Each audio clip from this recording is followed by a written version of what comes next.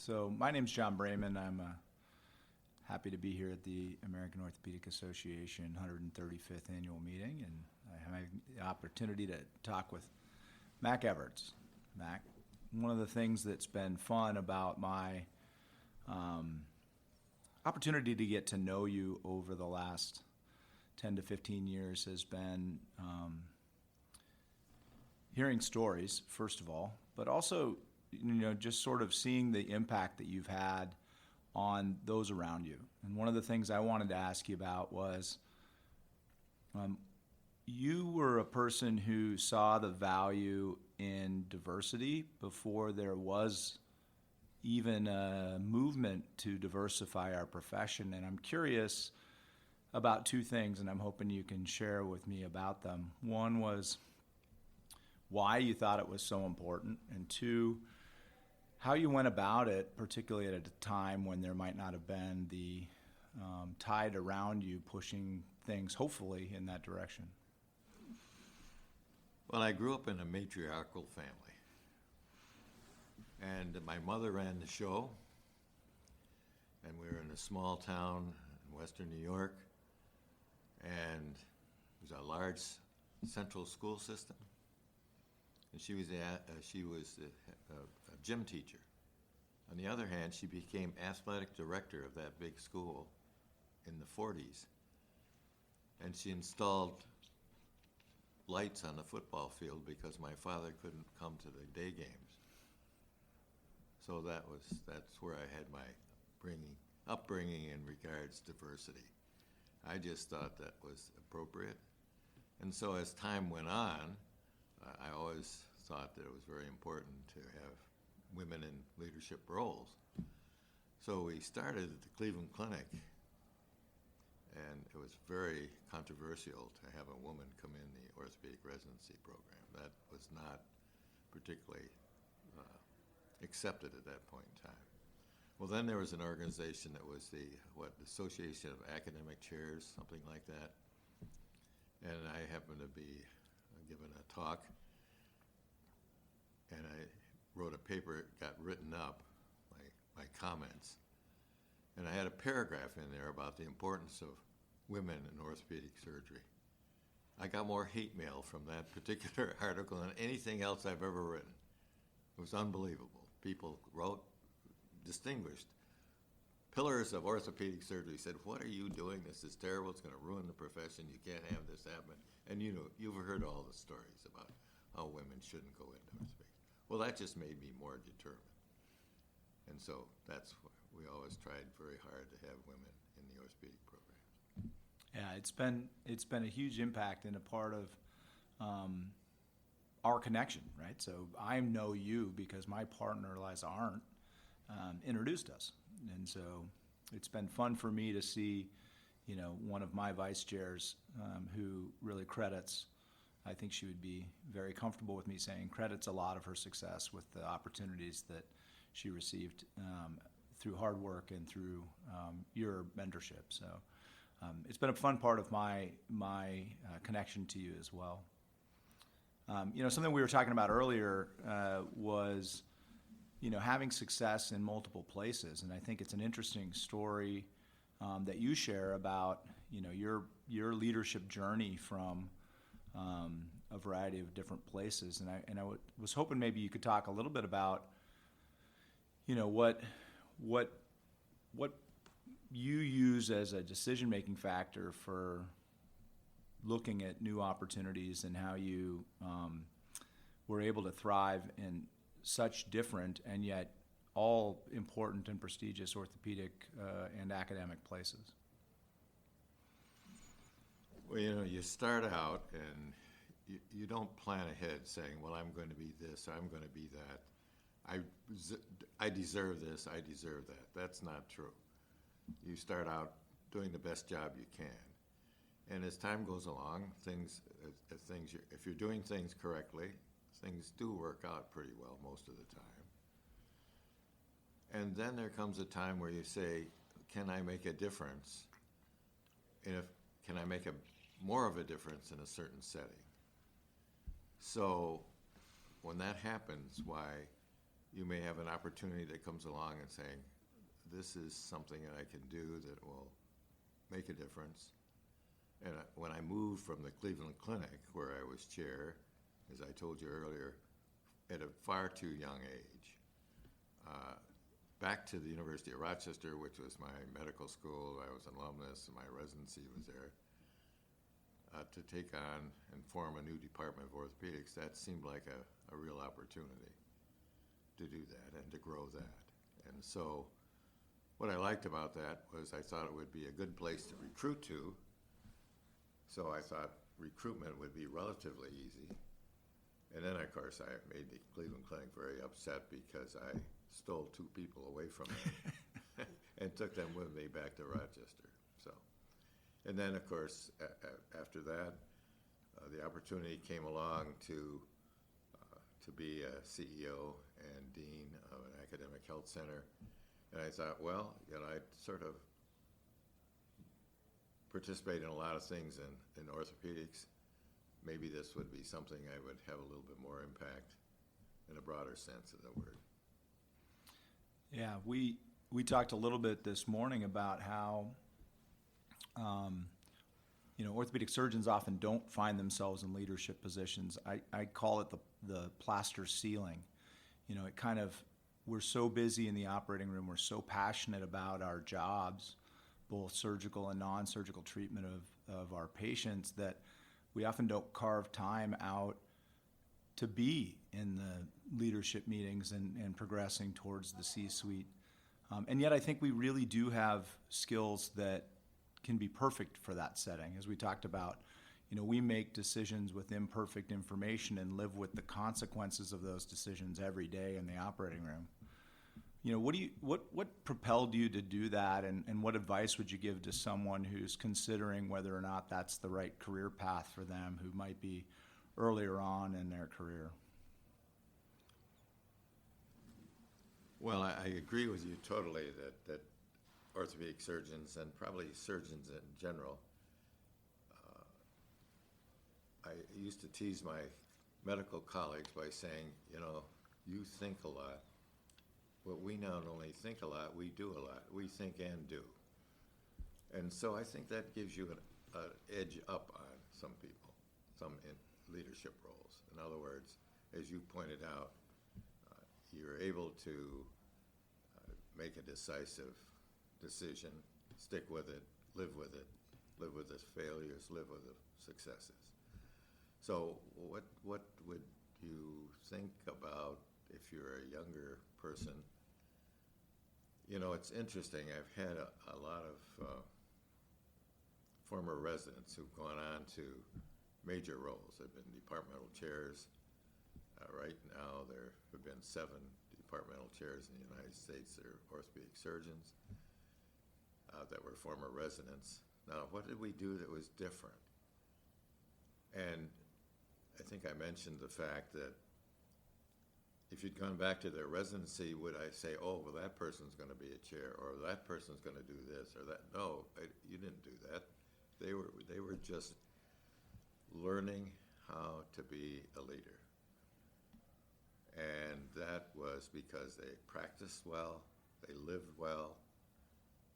In other words, they were honest, they were empathetic, all the characteristics. They were courageous, they had stamina.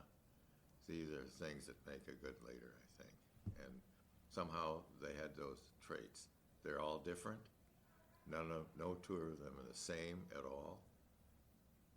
But that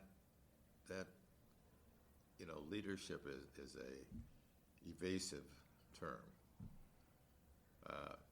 Leaders come in all shapes and sizes. And there's some real myths about leadership. One of them is that you have to be charismatic. That's not necessarily true. There have been some very quiet leaders in the world we live in. I think the main thing about being a leader is that you can't be a transactional leader. You can't say, well, you do this and I'll do that for you. Or you can buy this, but whatever, you know what I'm saying. Mm-hmm. You have to be a transformational person. You have to say, here's what I believe in. let's discuss whether this is a worthwhile goal. And then I think if a person buys into that, they can become a leader in the same mold. I don't, that's sort of rambling on, but whatever. Yeah, that's certainly, you've been effective at it, you know, and so something there is really resonating because. Well, you know, one of the things is that I, as a chair, I took a call. I didn't say, well, you go do that, call me when you figure out the problem, whatever. I worked right along with everybody.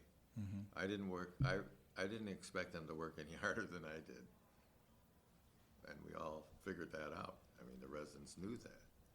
And they knew that I would cover them with whatever happened, that they were, quote, part of the team.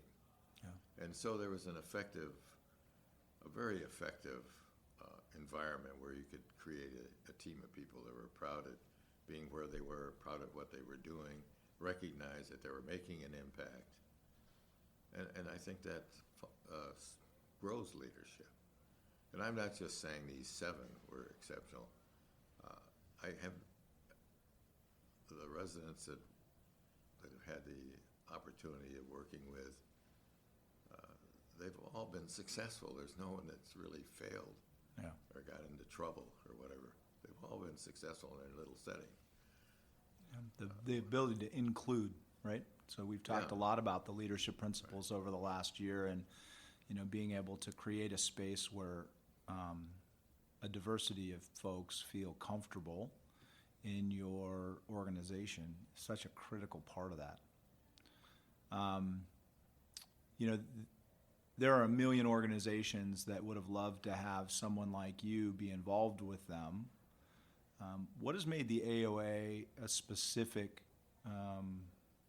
place for your energies and your enthusiasm?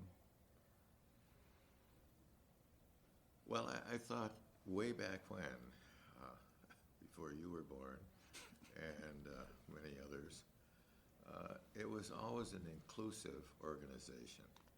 Although people say it's elitist, well, it was only elitist in that you were someone who demonstrated that you're interested in education, you're interested in patient care, you're interested in leadership, and that was an organization that you wanted to belong to. And I think, of course, if you look at the so-called giants in orthopedic surgery back in time, well, they all seem to reside in the AOA, which is true, actually. And when you look at the leaders of the past and you look at the founders of the AOA and the ones that subsequently followed them, they've all been someone who's been at the forefront of whatever they were doing. And not necessarily just the technical aspects, but as of true individuals who are caring, who are honest, who had lots of stamina, had grit, if you want to use that term. So those are some of the things that attracted me to the AOA. I felt that it was an organization that truly had the opportunity to move orthopedics forward in certain areas, and I think we have done that at the AOA. We've moved from what was a smaller replica of the academy where there'd be papers and discussion, to topics of importance to the profession, not just to orthopedics, but to the profession of medicine. Yeah, and I think I've been lucky enough this week to be in and out of both the Emerging Leaders Program and the C. McCollister Evarts Resident Leadership Forum, and I would say one of the most interesting parts about it for me is just listening to the engagement in the room and looking around that room and seeing how different it looks like, how different the folks in that room look from the folks who would have been in that room when I was a resident. And so I think the AOA has done an outstanding job of creating space for leaders of all races and ethnicities and genders to get exposure. And what's fascinating for me is those are selected by their residency program directors. And so that means that there is a diversity of high quality, super achieving residents out there, and I look forward to seeing the impact they'll have over time. Yeah, getting back to leadership, critical for medicine in the future. You know, there is a respect that you carry with it. You have a responsibility as a physician in a community. Although times are changing, you still hold a position of respect. And I'm talking about community affairs. And so we always spoke a little bit amongst the residents that your job is not going to be just doing orthopedics. Mm-hmm. As a community member, you should step up and participate in X, Y, and Z in that community. You have to show leadership because people are looking to you to demonstrate that leadership. And I think I'm absolutely encouraged by the caliber of what we see among orthopedic residents today. I think on the whole it's a tremendous group of people, but then of course I back down a step and I'm amazed and enthralled by the caliber of medical students in today's world. Because what I've seen is gone through a pattern of, there was a time when some of the people were going to medical school because they thought they could make a great living, make a lot of money. Well, Wall Street changed that. I'm not so sure now with the bear market we're going to go back into that again, but nonetheless, you know what I'm trying to say. Mm-hmm. And so, but now medical students are people are coming into medicine for the right reasons. They know they're not going to make a fortune, but they know that they'll make a comfortable living. And there's more to life than that. So we have great candidates coming into medical school. Our challenge for orthopedics is to attract these individuals to become orthopedic surgeons. And then I keep saying that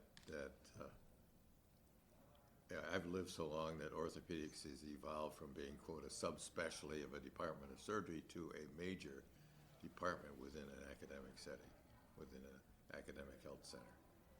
And I think that's because of the leadership that the orthopods show. Yeah, I think one of the things that we've talked about in the past is that the challenge for us as orthopedic surgeons isn't finding high quality people. It's convincing the absolute best and brightest that this is the right field for them.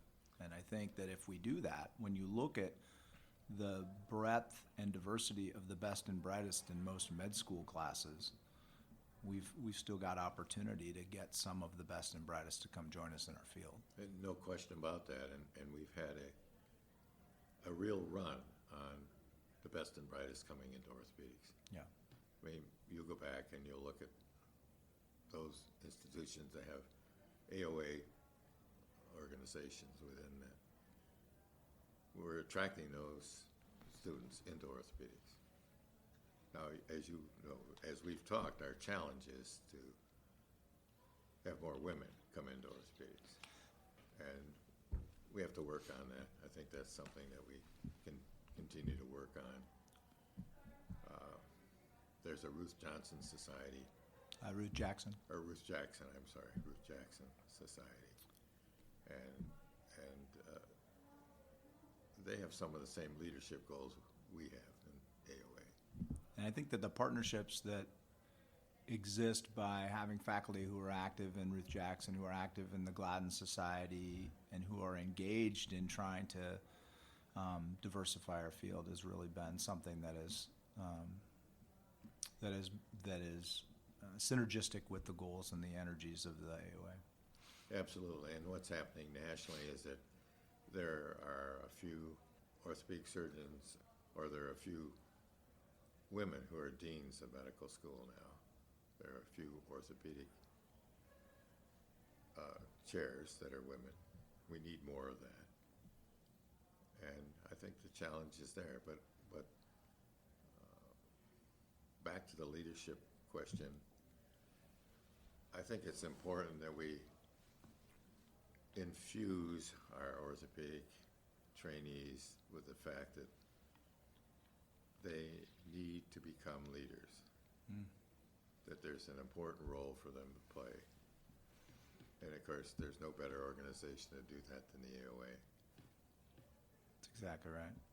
And maybe one last question to Mac. We've had a great chance to talk this morning before we got started here, but one of the things that I think is really interesting about the AOA is our ability to generate relationships. I've been fortunate enough to make friends when I was a resident leader, when I was an emerging leader, on my traveling fellowship, and just here at the annual meeting. What do those relationships mean to you, and how do they positively impact your view of your career? Well, you're absolutely right. What one of the roles that the AOA plays is you're offline, you're off conference, you're off symposium discussions you have with individuals. Like this right here? Like whatever. Yes, like this right here. And there were giants when I first went into orthopedics. Walter Blount was one. Bill Wilson was another one. Frank Stinchfield. These are all names from the past. But they'd be at the meeting, and you'd sit down, depending on your background, you'd either have a beer or wine, but I preferred the beer. And you could talk to them, and they were treating you as equals. In a sense, you are an equal. And you have wonderful conversations. Sometimes there'd be others that were there that you could say, listen, I'm thinking about this sort of position, or what do you recommend, or what are the pitfalls? And we used to have a little group that met, and we had a Sisyphean session. And we'd sit around with 8 or 10 people, and they would say, here's my problem that I'm having in my institution. And the other Sisypheans would say, well, here's the way you roll that rock up the hill. I've gone through this. Yeah. Here's how I figured that one out, or whatever. So that's what you get in this organization. That's what the AOA brings to the table. Yeah. Well, Mac, thank you so much for taking the time. I could spend hours just sitting next to you chatting with you, as you know, because I've done it. But it's a real pleasure, and just wanted to say thank you for taking the time, Mac. Appreciate it. Thank you for listening to my mutterings.